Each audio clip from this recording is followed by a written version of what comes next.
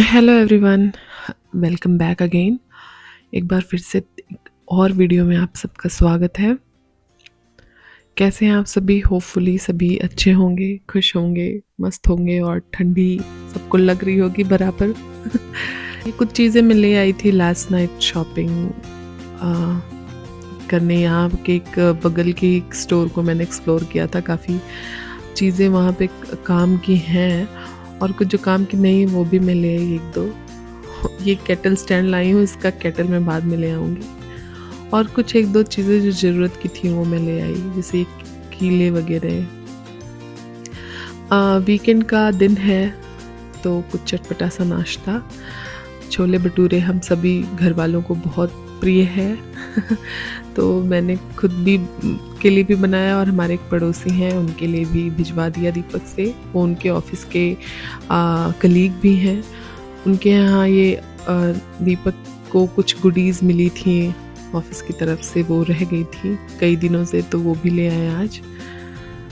काफ़ी प्यारी चीज़ें मिली हुई हैं। एक मशीन है, कोई डायरी पेन एंड ऑल ऐसे ही है। कोई चीज़ गिफ्ट में मिले वो प्रीशियस हो ही जाती है, अपने आप बड़ी अच्छी लगती है, चाहे उसकी कोई भी कीमत हो।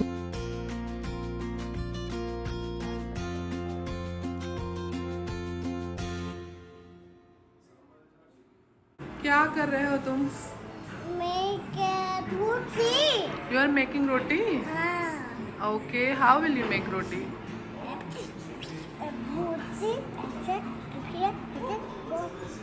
How will you make? Gone gone?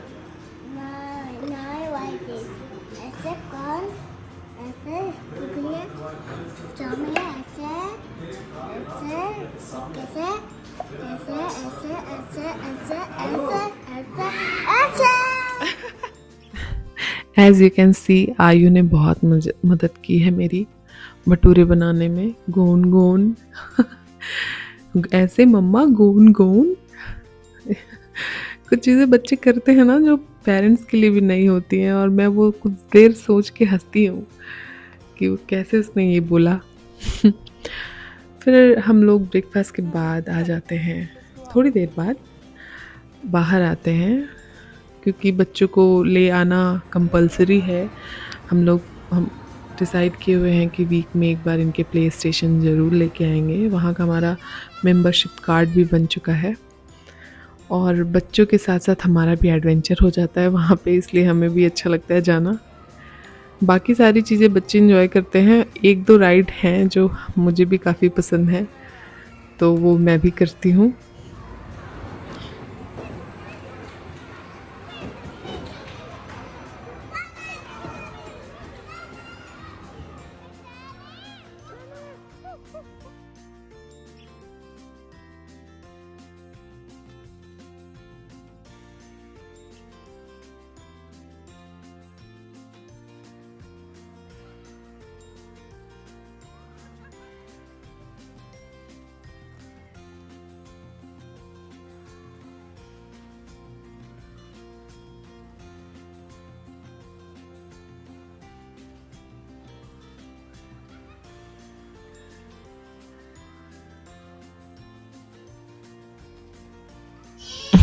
क्योंकि ये कार अम्यूज़मेंट हम लोग, मैं और आयु एक साथ पहले कर चुके होते हैं, तो बाहर अब हम लोग वेट कर रहे होते हैं दीपक और आरू का। आयु को इतना पसंद था, वो दोबारा से मुझे कह रहा था कि let's go mama, let's go do it again.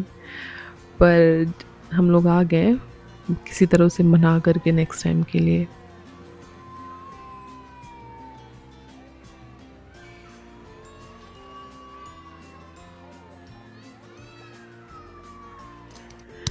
अगर बच्चों को प्ले स्टेशन से बाहर ले आना है तो पहले उनको कोई कार दिलाइए, तभी वो आएंगे बाहर।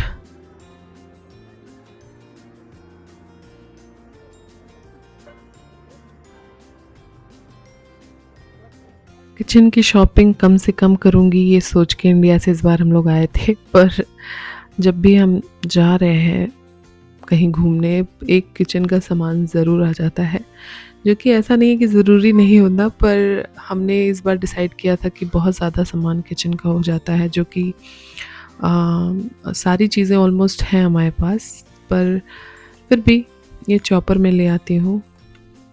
अभी हमने ग्राइंडर नहीं लिया हुआ है, अभी तक ये था कि हम इंडिया से वो मंगा लेंगे अपना वाला, पर अब हो रहा है कि हम लोग ख़रीदेंगे और अभी सर्च चल रही है उसकी। तो उससे पहले मैंने ये ग्राइंडर ले लिया अपना, क्योंकि चॉपर है, सॉरी, चॉपर ले लिया मैंने, क्योंकि इसकी ज़रूरत मुझे लगभग डेली ही लगती है। बिना प्याज लहसुन मिर्च काटे कोई कुछ बनता ही नहीं है, तो ये बड़ा हेल्पफुल रहता है मेरे लिए। अभी तक जो हमारे पास है वो मतलब मैनुअल करना पड़ता है उसे चॉपिंग, पर ये इलेक्ट्रिक है तो मुझे काफ़ी कन्वीनियंट रहेगा।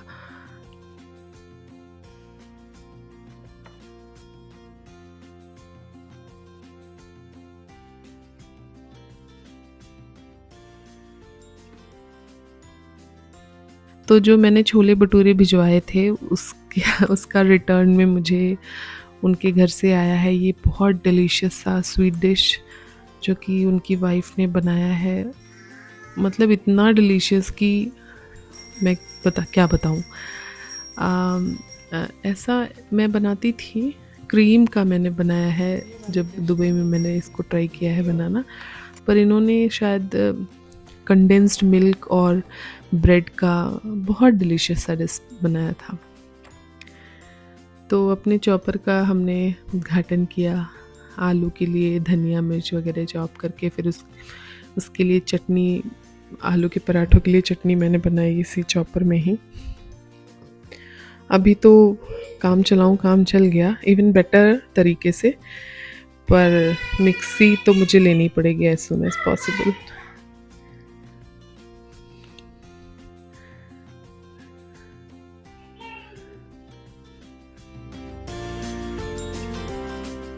वीडियोस में आप सब यहाँ को आलू के पराठे और छोले भटूरे, ये कुछ रिपीटेड चीज़ें ज़्यादा देखने को मिल सकती हैं, क्योंकि हम लोग बहुत आलू खाते हैं।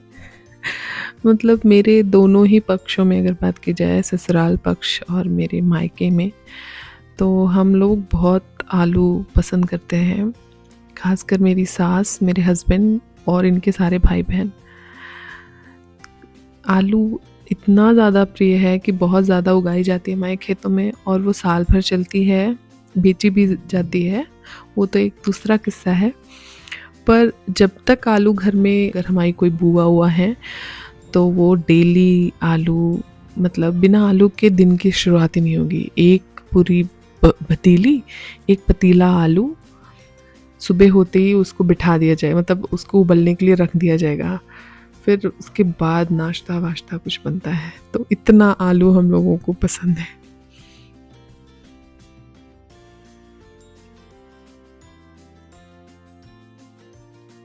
तो एक और मॉर्निंग और दीपक का लंच भी पैक कर देती हूँ।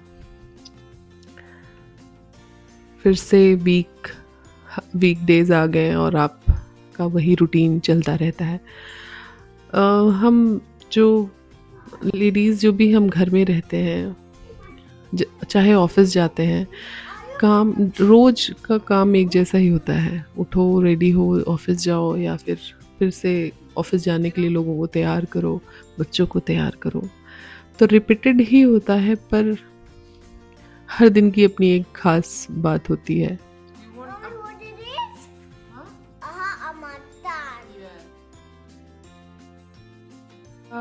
आप लोगों को लगेगा कि पिज़्ज़ा बहुत हम लोग खा रहे हैं, क्योंकि आयु की आजकल डेली डिमांड होती है पिज़्ज़ा की। तो हमने डिसाइड किया है वीक में एक बार पिज़्ज़ा पार्टी करेंगे, वो चाहे जब होगा, पर एक वीक का गैप होगा जब भी हम लोग रिपीट करेंगे।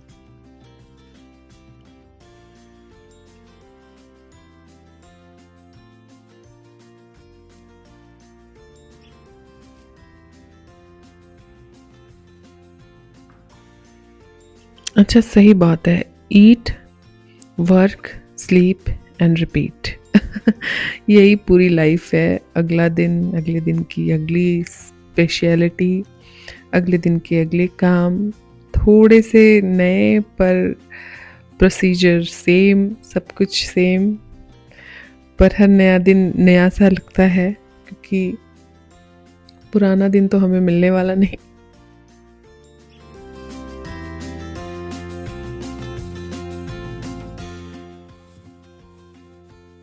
लाइफ की सबसे ख़ास बात ये है कि चलते चलो ही ऑप्शन में है। ठहरने का कोई भी एक नॉर्मल इंसान की लाइफ में तो कोई ऑप्शन नहीं है। तो धारा के साथ बहते रहो, शायद यही यही हर कोई सिखाता है, और यही सिखाएगा क्या, यही ऑप्शन ही है आपके पास। तो धारा के साथ हम सब लोग बह रहे हैं। एक जैसी ही चीज़ें हों, चाहे रिपीट हों, चाहे जैसे हों, हमें करनी ही है। बस कोशिश यही रहती है कि जैसी भी हो लाइफ, उसमें लाइफ हो।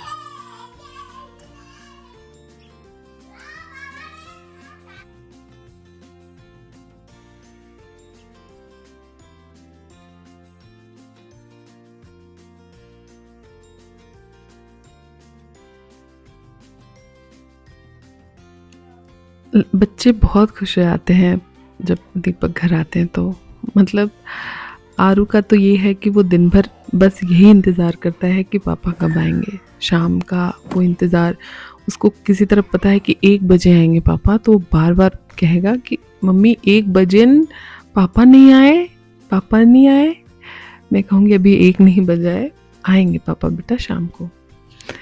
तो वो मतलब बहुत खुश हो जाते हैं। हमारे सीन से थोड़ा बच्चों का ये एक्साइटमेंट अलग है ना, तो मुझे काफ़ी अच्छा लगता है। मतलब हम तो ऐसे थे ना, जब डैडी घर आ जाते थे तो हम दुखी हो जाते। इट वाज लाइक दुखी इन द सेंस कि अगर हम कुछ भी कर रहे हो, मतलब खेल रहे हैं, कुछ कर रहे हैं, नहीं पढ़ाई कर रहे हैं, पर अगर डैडी आ गए तो बस किताबें खोल के बैठ जाओ, पढ़ो पढ़ो पढ़ो, पढ़ो खाओ या पढ़ो खाओ। ऐसा उनके सामने बस यही माहौल रहना चाहिए था, उसी में वो खुश रहते थे।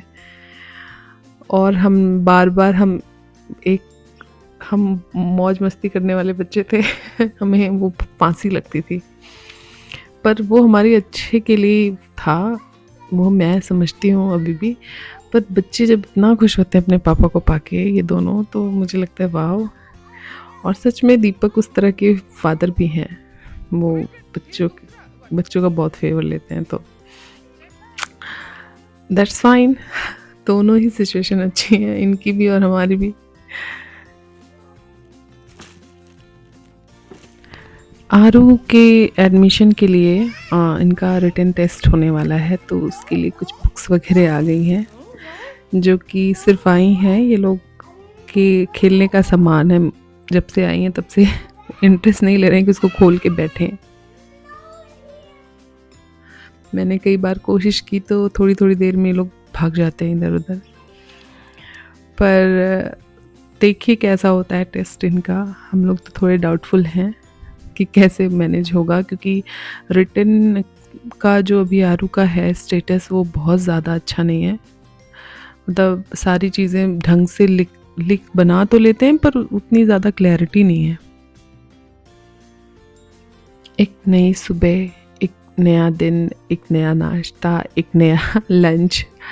आज बिरयानी बनाई मैंने, वेज बिरयानी, दीपक के लंच के लिए। मैं डेली कोशिश करती हूँ कि दीपक का लंच थोड़ा इंटरेस्टिंग हो, क्योंकि मैं भी जब ऑफिस जाती थी तो मुझे भी लगता था कि कुछ नया नया सा मिले, डेली ले जाऊँ। तो और अभी तक मुझे, क्योंकि कोई ऐसा एक्सपीरियंस नहीं था, दुबई में वो जाते थे ऑफिस पर, ऑफिस में ही उनका लंच होता था, कभी ले नहीं जाते थे। पर यहाँ क्योंकि कंपनी ऐसी है तो इन्हें ले जाना पड़ता है, सभी ले जाते हैं। तो एक नया टास्क है मेरी लाइफ का, और मुझे अच्छा भी लग रहा है बना के देना, या यूँ कहिए कि भी नया नया है तो ज़्यादा अच्छा लग रहा है।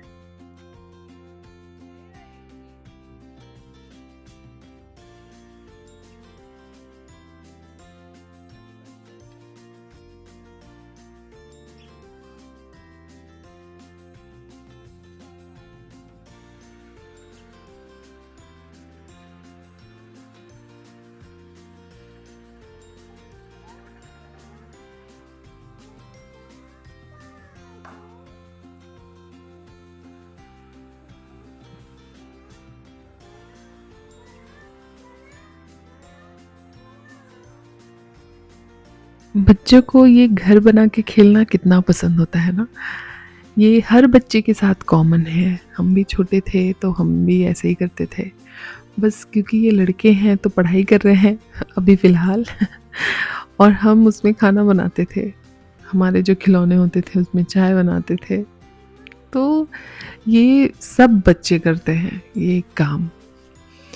और मेरे बच्चों को ख़ासकर ये बहुत पसंद आता है क्योंकि मैं भी इसमें पार्टिसिपेट करती हूँ पूरा, मैं बनवाती हूँ उनका घर। इसमें मेरा भी स्वार्थ होता है क्योंकि अगर घर बना दीजिए तो ये इसमें खेलते हैं 1 आध घंटे, अपना जो भी करते हैं बैठ के आराम से, बिल्कुल परेशान भी नहीं करते। तो मैं बैठ के अपनी एडिटिंग कर लेती हूँ या आराम करना है आराम कर लेती हूँ। आरू का दांत हिलने लगा है नीचे का, वो उसको काफ़ी डिस्कम्फर्ट फील हो रहा है तो वो बार बार दिखाता है मुझे, मम्मा ये इधर अपने दांत को ले आकर के। स्टार्ट हो गया बच्चों के दांत भी टूटना। अभी तो ये पैदा हुए थे ऐसा लगता है और अब दांत भी टूटने लग गए हैं। आयु पढ़ाई कर रहे हैं अभी, बुक्स को लेके काफ़ी एक्साइटमेंट उसके अंदर है। आरू को पढ़ाने के लिए आई थी सारी, उसको सारा कुछ आयु ही फिल कर डाल रहे हैं। तो हमें लग रहा है चलो कोई तो यूज़ कर रहा है।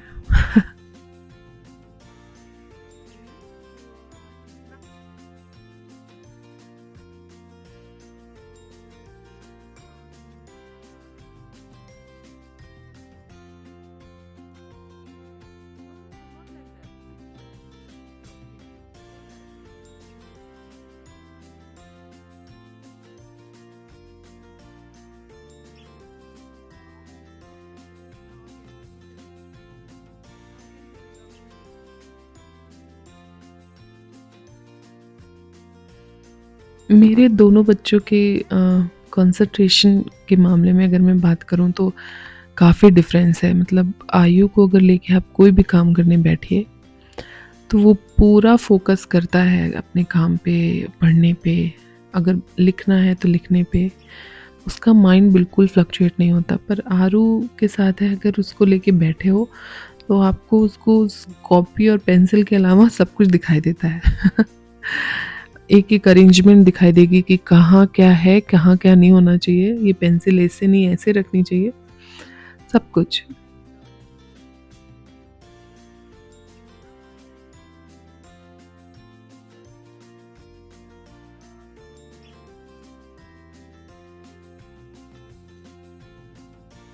हमारी खिड़की से बहुत अच्छी धूप आती है, मतलब 11 बजे के बाद, किचन में भी और हॉल में भी। तो सोचती हूँ दोपहर के बाद की सही थोड़ी विटामिन डी मिल जाए ऐसे ही, क्योंकि यहाँ धूप ना मिलने की वजह से दुबई में जो 7 साल कमी हुई है विटामिन डी की, और फिर लखनऊ में भी बहुत ज़्यादा एक्सपोजर नहीं था धूप में। काफ़ी वीक मुझे लगती हैं हड्डियाँ कहीं कहीं, जिससे एंकल्स में होता है फील कि पेन हो रहा है। थोड़ा सा चल दो तो पेन होने लगता है, थोड़ा काम कर दो, कपड़े अगर हाथ से धुल दो तो हाथों में दर्द होने लगता है। तो धूप में बैठती हूँ मैं कुछ देर ज़रूर, सोचती हूँ कुछ तो मिलेगा ही कुछ नहीं से। नहीं 100% तो 40% ही सही।